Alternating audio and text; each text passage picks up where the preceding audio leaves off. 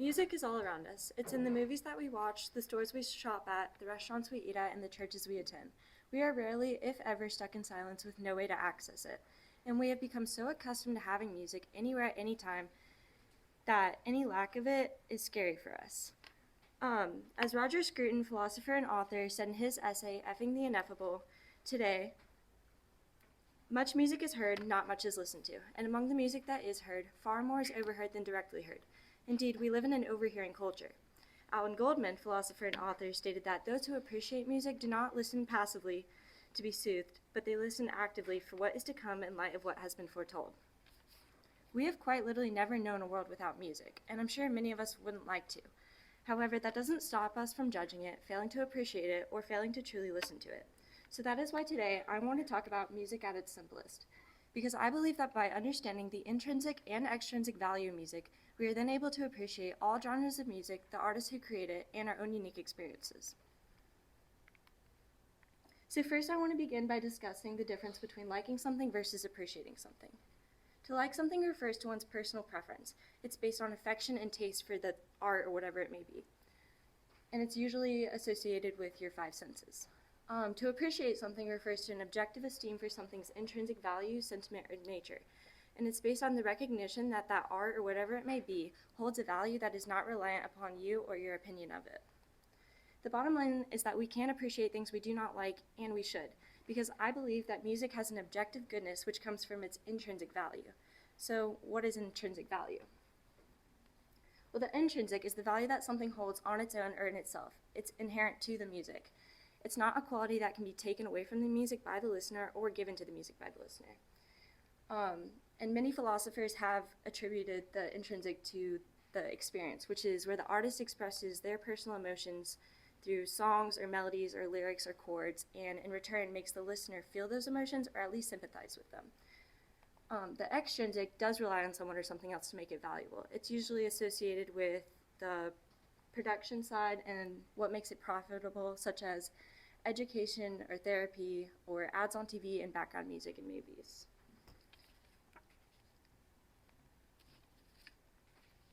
So the main point here is that you can't put a price tag on the intrinsic. It is an inherent value of that music that remains despite our opinion, but the intrinsic and extrinsic do work hand in hand. If it weren't for the extrinsic, we wouldn't get the intrinsic. So you may be asking yourself now, how can a song be valuable if I don't like it? And this leads me to the next point, which is understanding the difference between subjectivity versus objectivity. Subjectivity is based on the personal opinion or preference of an individual, and there's usually a bias behind it. Objectivity is when your personal opinion, taste, and preferences are removed, and there is no bias behind it. This is typically related to three things being truth, goodness, and beauty, otherwise known as the cosmic values or transcendentals. These are a universal reality which extends beyond our everyday senses. I'm going to be coming back to this, but first I want to make the point that you can have your own opinion about a song and still make an objective statement about it. This is a really difficult thing for us to do because we always want to put our opinions first and try to turn those things into truth or value statements. But the main point I want to make is that our opinion of something isn't actually what dictates its value. So I sent out a survey to help y'all understand this on a more personal level, and I asked you three main questions. One, if you had to choose one right now, what would you say is your favorite song?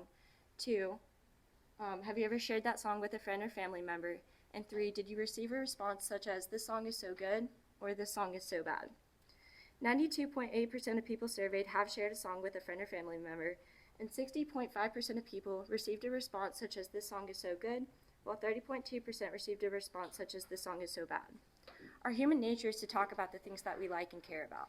And on the other side of that, our human nature is to give our opinions about things that other people share with us. But our opinions are subjective. And as much as we'd like to think of them as superior, they don't actually dictate the value of the art itself. It actually worked out pretty cool. I had 3 different people who submitted the same song as their favorite song. And that led me to a really cool point. Even if a 4th person had said that they liked that song, it wouldn't make that song actually more beautiful or more valuable. It would just make it more popular. And with a lack of that, it still wouldn't take away from the beauty or the value. It would just take away from the popularity.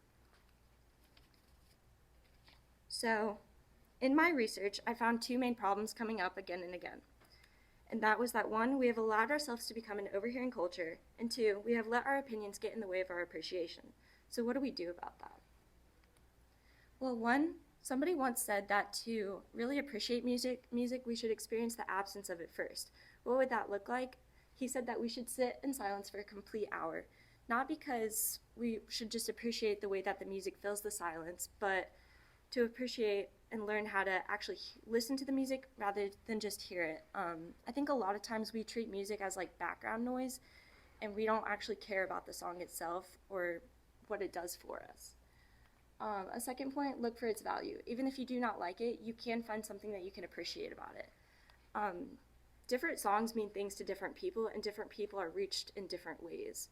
So even if a song doesn't reach you or mean anything to you, there's a very good chance that it means something very important to somebody else. And that is something that we can all appreciate and do better. And then 3, separate yourself. If you attempt to remove your own pride, ego, and opinion from the art itself, then you can start asking yourself what is good, what is true, and what is beautiful about it. I think this is probably the hardest thing for all of us to do, because the first thing we want to do is, again, give our opinion about something. But if we remove our opinions, then that's when we can try to actually appreciate the art and understand its intrinsic value for what it is. So what does the Bible have to say about it? Well, I really liked Ephesians 5:15-21, because in it, the Apostle Paul is making a comparison between getting drunk with wine versus listening to music and singing songs and making melodies.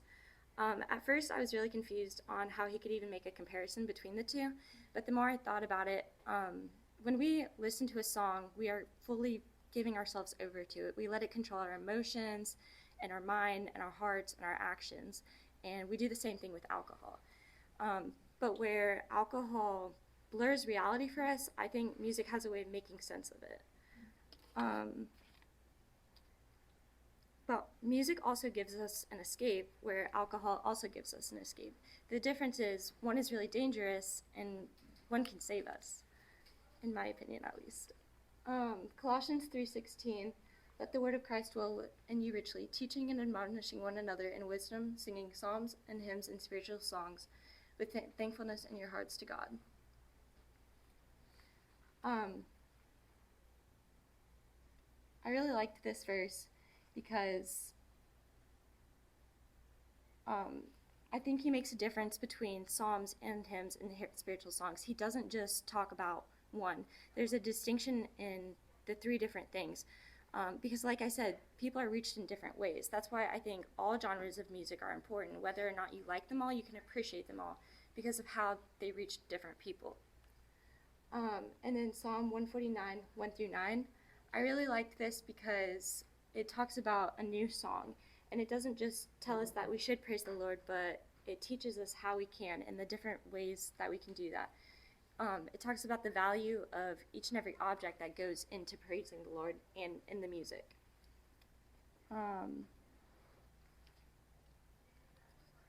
But music also has a really cool way of giving us both knowledge and experience. So when we listen to a song, we get the knowledge of what the writer or the creator of the song has been through, and we also sort of get their experience because they share their experience with us, and we get those same feelings of what it's been about, or we recall an experience that we've been through.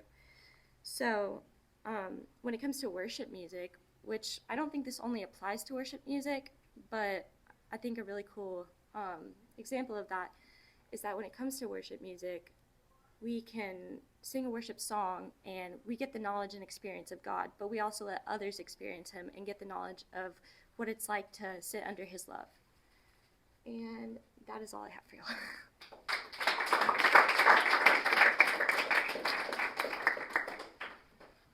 Thanks, Cecilia. Mr. Moore, you got anything for it? What was the song that three people submitted? Or can you tell us? Yeah, it was Call Your Mom by Noah Kahan. Sorry. I have more, but other people. No, go ahead. I have to organize my thoughts. Okay, I'll go then. I'm still writing something down myself. All right, so Cece, I really like, you mentioned several times a difference between listening and hearing. Mm-hmm. Define that for us. What do you mean? Like you said, I think you said we're a hearing culture.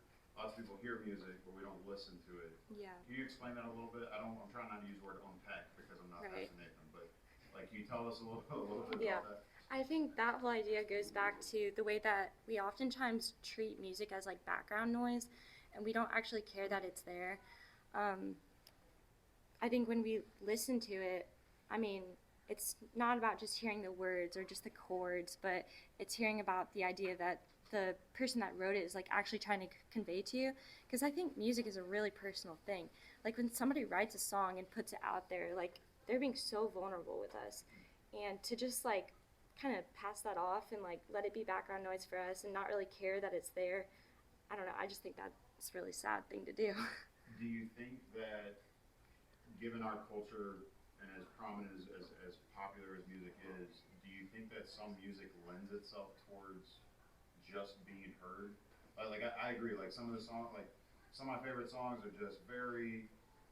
I think I took the survey. Sorry, but the song that I put down is a song written about a guy whose friend just committed suicide, and it's about that. And it's actually you'd not know it, but it's very personal. If I'm being honest, like a lot of music isn't that deep. Like a lot of, sorry for being the old guy in the room, but kids these days, the stuff they're listening to, like it's just not that deep. So like, Right. is there something to music just not lending itself towards being heard? Or I'm sorry, it lends itself towards just being heard and not actually being listened to. Right. I mean, I definitely think if you think about like studying music or party music, like whatever, that's definitely going to lend itself towards just being heard. But I still think that even if it's just being heard, we can still find a way to appreciate it for being an art. So sorry, I'm just pulling in a thread here. Mm-hmm. So do you think that it's possible for the listener to get more from a song than the artist intended? Absolutely. Yeah. Explain that. Everybody knows how much I like Zach Bryan. I talk about him way too much, but sorry, both of y'all especially.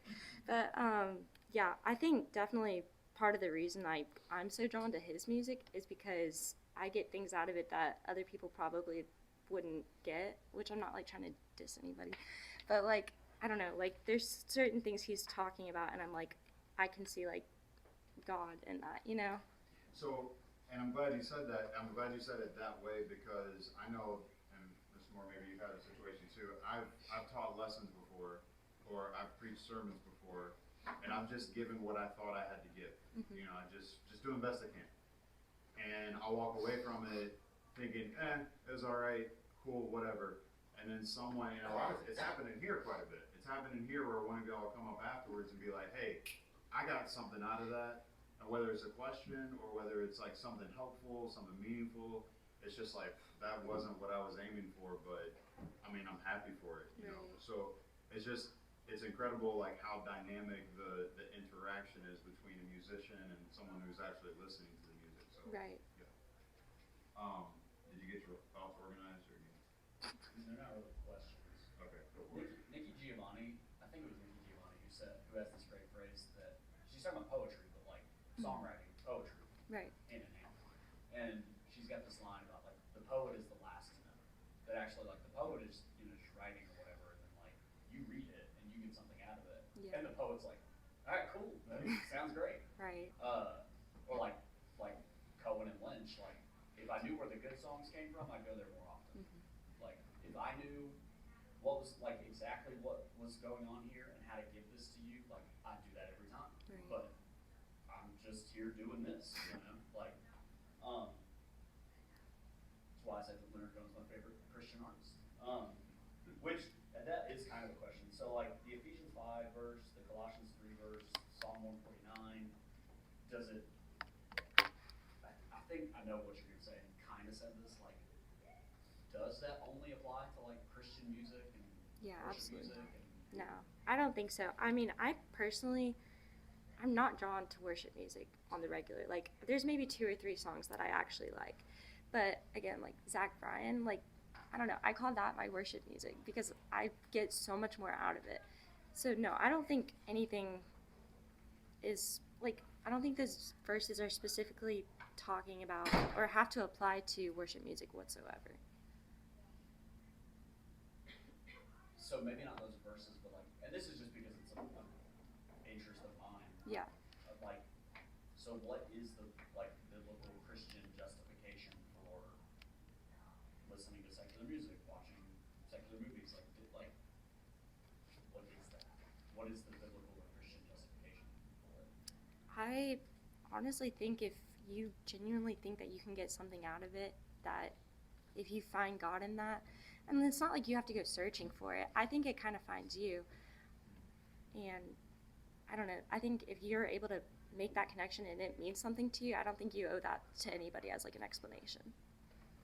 Because also like with Naya's presentation of like, so she did this whole thing on movies, and it's like, is there value, even from like a biblical Christian perspective, whatever that means, in just like Hereditary, which is just like, let me just portray evil, like an evil like winning as a worldview, whatever that means. Mm-hmm.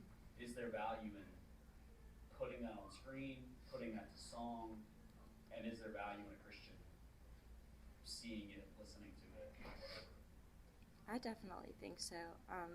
Again, like different genres of music, even, which I know it's not really what you're asking about, but they reach people in different ways. So, like, different arts are going to reach people in different ways in the same way. Like, yeah, I talked about music specifically today because that's the thing that's always impacted my life the most, but I know it's not going to be the same for everybody.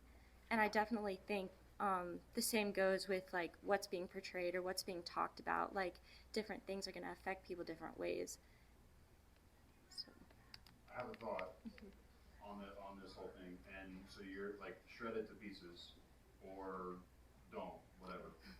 But I have a thought that music always, and I'm worried about the always, but it seems like there's something inherent to music, that music uplifts something or puts a spotlight on something. It points and says, hey, look at this thing. Right. A love song is going to say, hey, look at this relationship. A hype song is going to say, hey, basically look at me, right? I'm, the best or whatever. But a song is going to point to some experience or something or somebody.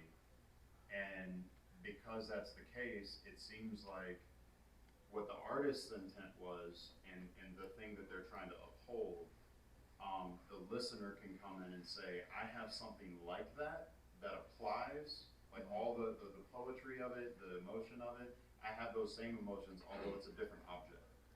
So it's like, a guy could write a really meaningful love song, and me and my wife can share that even though he wrote it about his wife. Right. Because the person that he's upholding in the song, I have the same emotions towards this other person. So, okay, set that aside, and it's like, so all of y'all that, and I don't know, like maybe there's none of y'all in here, but I've had that conversation before. It's like, Christians listening to secular music, it's like, well, what's the point? It's like, because these people are talking about a real experience, and where God doesn't necessarily play a role in that experience for them, I'm having similar experiences, only there's this other variable in my equation, and it's God, and it's it changes the whole thing for me. Mr. Moore said something a while back that I don't know if I can quote him exactly and clarify. Yeah, I know. It meant a lot to me. His whole Leonard Cohen, you know him and that whole Leonard Cohen thing, right? Am I saying his name right? Like whatever's going on there, right? And then he has this experience. Did he ever make y'all listen to it at all? Listen to him at all? And what happens? It's like I don't get it. I don't understand. And the statement that he made was, you don't understand because you've never doubted. Those of y'all that know me, I listened to some. The word was frightening last time I exposed some of y'all to the music that I listened to, and I get it if you don't like the heavy stuff that I listen to, because you've never been that angry before. Maybe you have, because if you have, you're like, no, I get it. If you've doubted, if you've questioned, you're like, no, I get it. And there's something really powerful about music, and what I think Cece's got going on here is really, really important, because I see all of y'all walking around with, with AirPods in and earbuds and you got your music pumping all the time, and then every year you want to show everybody that you have a personality, so you show your Spotify Wrapped or whatever, and it's like, hey, look at how cultured I am or what. We still value music; it's still a part of our experience. But going back to what I asked about at the beginning, there's a really important difference between listening and hearing. Listening, just kind of allowing it to fade in the background. Hearing, well, that's the good stuff. So, classmates, y'all got anything for CC? Any questions? Hayden? Do you think you can get value out of stuff like Uzi or Cardi or other rap? My mom asked me the same question. Again, like, if it like genuinely means something to you, like, who am I to say no? But I think you can at least, like, I can appreciate if it does something for you. Like, if you, I don't know when you're listening to that, if it's like in the gym or at a party, like, I can appreciate if it's doing something for you. So yeah, I think you can find value in it. I just don't know how you could like find something good out of like lyrics like that, you know? Well, that's the thing is I'm valuing it as an art, not as like whether or not I think it's good or bad. Well, like, what about the morality aspect, like the objective, like, hey, like this is evil stuff we're talking about. Right. Doesn't that get to the goodness aspect of Right. the transcendentals? I mean, Maybe it doesn't line up with the goodness, yeah, beauty, truth, and goodness. Like, yeah. Yeah. Well, and all those are connected. And that's what's helpful about. I think what's helpful about viewing it that way is like, you mentioned all the opinions that we have. Like, who am I to judge? Well, it's like, I don't know. Like, maybe you can, because I think we can objectively say this is not good for people. Yeah. And one thing a lot of people don't like to do is actually pass judgment on it, right? To say like, well, who am I to say? Like, that's just our culture's mantra is who am I to say? Well, no, if it's not good, if it's degrading people, and if it's injuring people, if it's harmful, I think it's okay to say this is bad. This isn't good music, even with something as subjectively experienced as music. Because like it's not just the all rap's bad. Like if it's telling a story or like telling like, oh, like working hard or something like that. But if it's just like talking about bad things about women, money, drugs, and all that stuff. And Right. and the analogy of the movies we were talking about yesterday, like the one Mr. Moore was talking about today, where it's like, there's one thing if you're like art, that's why they call it an art. There's a way of doing it well, and then there's a way of just like exposing ourselves to gratuitous violence or gratuitous lewdness or vulgarity or whatever. That's not art. That's no longer art. That's just you messing around. Yeah. Is there a point where like the lyrical content of a song like dismisses the beauty or truth, like in your opinion? Like So yeah, I feel like that's kind of a similar question. yeah. But yeah. Is there a point? I guess that's what I'm saying. Yeah, I mean, For you. I think as Christians especially, we should know that point. I think it's hard for us to like put a exact line there, but like you're gonna listen to something and know like this isn't good for me, definitely. To be fair, same question. Country music does the same thing. Mm-hmm. Other genres do the same thing. Great one. Talk about sex and growth. Like I said, like not all rap's bad. Right. Yeah. Well, like, like I'm glad, like it seems like every genre we can go through and pick out, like, this is an artist right here. This person, they're doing it, like, as much as I have conversations with y'all all the time. Shepard, what do you think about this band or this music or whatever? And I have this line, it's just kind of my go-to line for it is, I don't like it, but I appreciate it. And that's kind of what we're saying here. Like, I don't enjoy it, I don't get anything out of it, but I kind of appreciate what's going on. With this just gratuitous whatever, even in my own, the genres that I like a lot, there's some stuff where it's like, all right, dude, you're just yelling now. You're not really, there's no substance to this at all. In the same way, like hip hop, okay, there's the storytelling and there's the statement making that makes that so good, and then there's just the country music. There's the storytelling, there's the messaging, but then there's just the gratuitous whatever. So yeah, like, point well taken. Like every genre is going to have that, and that's what I think is so significant about those transcendentals. they cut across so many grains. Like they're just so, it just seems, that's why the philosophers call them transcendentals, because it just seems so universally applied. Yeah. Do you have to have the bad to get the good though? Like it Like, makes do you have to? appreciate it more. Do you have? Well, no. Like, do you have to put up with the? Do you have to put up with the gratuitous like evils and stuff in the genres in order for there to be the like goodness of the genres? Is that just gonna come with like human creators? Well, you could just like not listen to those songs and. Well, you as the subjective listener, like you do get to like as the creator, like in order to find the goodness of Zach Bryan, I'm also gonna have to put up with Morgan Wallen. Morgan Wallen. I say Toby Keith. That's disrespectful. I mean, just all of Too it. soon. Just all of it. Sorry, I don't like such music. Okay, so I'm sorry, we're just having fun up here. Y'all got anything else?